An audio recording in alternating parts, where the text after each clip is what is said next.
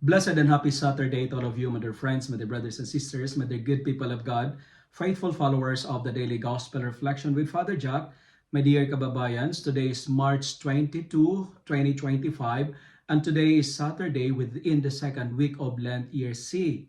Our Gospel for today is from the beautiful and the wonderful account of the Gospel of Luke chapter 5, verses 1 to 3 and verses 11 to 32. Today's gospel is the famous story of the parable of the prodigal son. And there are important major characters in today's parable, and its character is telling us beautiful messages and lessons in our life.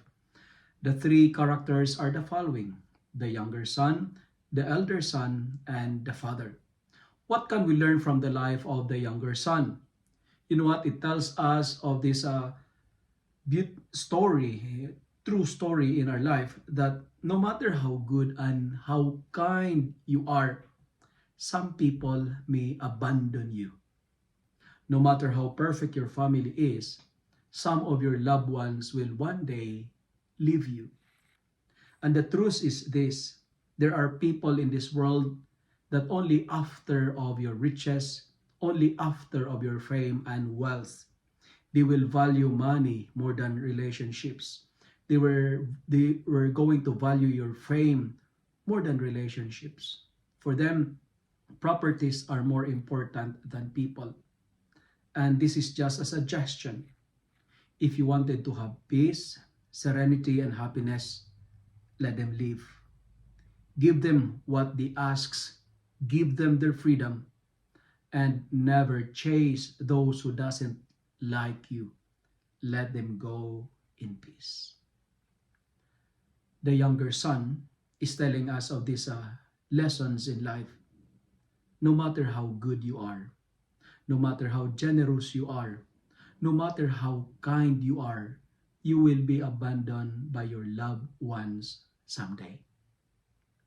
And the eldest son reminds us that not all who stay with us are happy with us. Okay? Not all who stay, not all those who not all those who are close to you are like happy with your presence. Some of them, they stay with you because of comfort, convenience, and security, not because they like you. Some stay because they earn something to promote their self. And I call this in philosophy utilitarianism. They will only use you because they are promoting their selves. The point is this: it is not your responsibility to make others happy. You are not obliged to make others happy. But friends, be careful of those people who stay with you because of comfort, convenience, and security.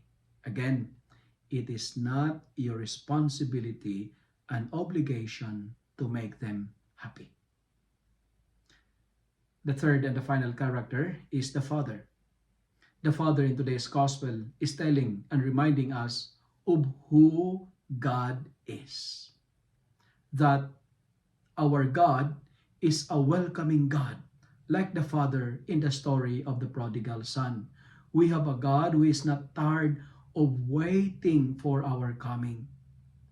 Like the Father, welcome those who come back with an embrace.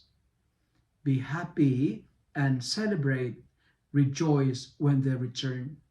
My dear friends, the door of heaven is open 24/7. Return to the Lord, because the delight of God is our conversion. The joy of God is our repentance. Return to Him, reconcile with God without delay. Return to the Lord, because if we run away from Him, we will smell like pigs. You know what? Listen to this.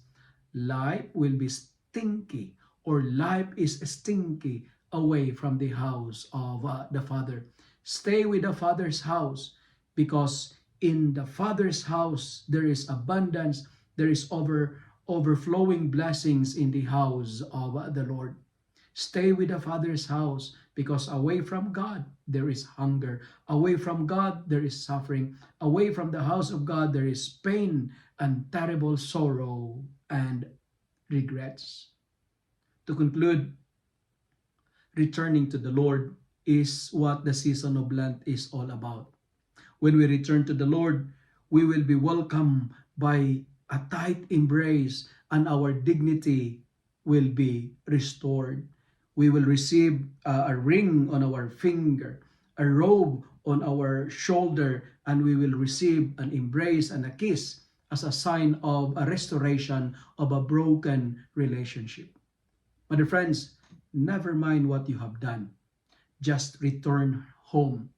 Return to the Father's home, because there is no place like home. Come back, because our God is kind and merciful.